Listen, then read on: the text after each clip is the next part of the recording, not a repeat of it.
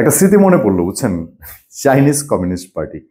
Chinese communist পার্টির কাছে দল বাইধা আমাদের Awami League, BNP, communist party সব গণতন্ত্র শিখতে যায়, যেই দেশে গণতন্ত্রের লেজ মাত্র নাই। তার নামেই কমিউনিস্ট পার্টি, এবং তারা একদলীয় শাসন, একজন প্রেসিডেন্ট হচ্ছে আজীবনের জন্য। এবং চায়নায় মত প্রকাশের স্বাধীনতা তো দূরের কথা, মানে ডাইনে বামে তাকানোর কোনো সুযোগ নেই। এবং চাইনিজ যে সিস্টেম আছে, এই চাইনিজ সিস্টেম মধ্যে চলতে হবে, সেই দেশে যায় গণতন্ত্র শিখতে। এবার কি শিখে আসবে বুঝেন? ওই যে বললাম, একটা ইতিহাস মনে পড়েছে। আপনাদের মনে আছে আমাদের কমরেডরা, আসরন কিনু, তারপরে রাশেদ খান মেনন, ইভেন সাবেক কমরেড বলি আমি ওনাকে, দিলীপ বড়ুয়া, মন্ত্রী হওয়ার পরে কিরকম, এই যে এখন যেরকম এনসিপির লোকজন ফুলে ফেপে উঠেছে না, গায়ের রং চেঞ্জ হয়েছে, গায়ের শার্ট চেঞ্জ হয়েছে, দিলীপ বড়ুয়ার হয়েছিল। এরা সব দল বেঁধে চাইনিজ কমিউনিস্ট পার্টির দাওয়াতে চায়না গিয়েছিল আওয়ামী লীগ সরকারের শেষ দিকে, মনে আছে আপনাদের? আসার পরে অশ্বডিম্ব। আমি বিএনপি অশ্বডিম্ব করতে যাচ্ছি তাও বলছি না, আমি এটাও বলছি না যে বিএনপি চায়নাপন্থী হয়ে গেছে, পুরো চায়নামুখী, তাও আমি বলতে চাই না। কারণ বিএনপি প্রয়াত রাষ্ট্রপতি জিয়াউর রহমানের প্রতিষ্ঠিত দল, তিনি একজন মুক্তিযোদ্ধা ছিলেন, বীর মুক্তিযোদ্ধা ছিলেন। এবং সেই দল এখন বিএনপি মহাসচিব মির্জা ফখরুল ইসলাম আলমগীরের নেতৃত্বে চায়না যাচ্ছে। আচ্ছা, ইন্ডিয়া সাংঘাতিক করেছে, এ নিয়ে কোনো সন্দেহ নেই। ইন্ডিয়া সাংঘাতিক করেছে কি, ইন্ডিয়ার সমস্ত রাজনৈতিক দল বাংলাদেশে আওয়ামী লীগের সঙ্গে সম্পর্ক রেখেছিল, এখনো সম্পর্ক আছে, এখনো গভীর সম্পর্ক আছে। আজকে রুহুল কবির রিজভী আহমেদ তো বলছেন যে ইন্ডিয়ার যারা থিঙ্ক ট্যাঙ্ক, মাথা যারা ইন্ডিয়া, তারা আওয়ামী লীগকে পুনর্বাসিত করার চেষ্টা করছে, এটা পাবলিকও জানে।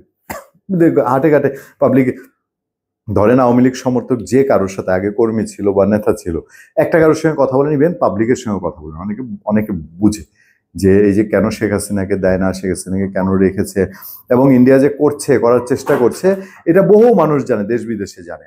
মানে এই কথাটা যখন রুহুল কবির রিজভী আহমেদ বলেন, তখন একটা মেসেজ পাওয়া যায় যে বিএনপি আর ইন্ডিয়াকে কোনো ভরসা বিশ্বাস করার, সাথে পাওয়ার আশা ছেড়েই দিয়েছে, ছেড়ে দেওয়ারই কথা। কারণ 18 সাল নাগাদ এসে কিছুটা তাদের সঙ্গে অ্যাডজাস্ট করার চেষ্টা করেছিল, ইন্ডিয়ার ওই দিকে যায় না, ইন্ডিয়া আওয়ামী লীগের সঙ্গেই ছিল। কিন্তু দুঃখের বিষয় হলো, সেই ইন্ডিয়া যখন বাংলাদেশে আওয়ামী লীগের সঙ্গে সম্পর্ক রেখেছে, এবং আওয়ামী লীগ দেদার চেয়ে ইন্ডিয়ার সঙ্গে সম্পর্ক রেখেছে, দেয়া না দেওয়ার হিসাব পরে, এখন এগুলো নিয়ে অনেক বিতর্ক হয়। তো ওই আওয়ামী লীগ কেন্দ্রিক সম্পর্কে যে ইন্ডিয়া শুধুমাত্র আওয়ামী লীগ মুখী, এই একটা অভিযোগ, এবং আমরা একটা সাংঘাতিক ভারের ভেতরে অনেকদিন ছিলাম না, যে এই ভার নিয়ে এখনো আছে। এখনো অনেকেই কিন্তু বলে যে আওয়ামী লীগ, যে যেরকম রুহুল কবির বললেন যে ইন্ডিয়া আওয়ামী লীগকে ফেভার করার চেষ্টা করছে।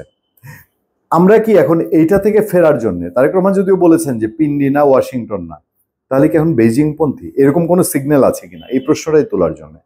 যে বলা হয় শেখ হাসিনা এবং আওয়ামী লীগ গভর্নমেন্ট পরিবর্তনের পেছনে চায়না এবং আমেরিকার ভূমিকা ছিল।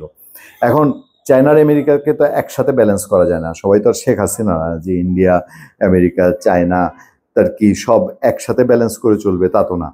তো একদিক যদি বেছে নিতে হয়, তাহলে কি চায়না যেহেতু আওয়ামী লীগের সঙ্গে শেষ থেকে সে কোনো একটা ঝামেলা হয়েছিল, এবং আওয়ামী লীগ শেষ পর্যন্ত গিয়ে ইন্ডিয়াকে ছাড়তে পারবে না, এটা চায়না বুঝেছিল। সেই কারণে কি এখন চায়নার সাথে ঘনিষ্ঠতাটা সেফ মনে করছে বিএনপি? ধন্যবাদ সবাইকে, ভালো থাকবেন, সুস্থ থাকবেন। আপনাদের সাথে আমি আতিক রহমান, পূর্ণিয়া।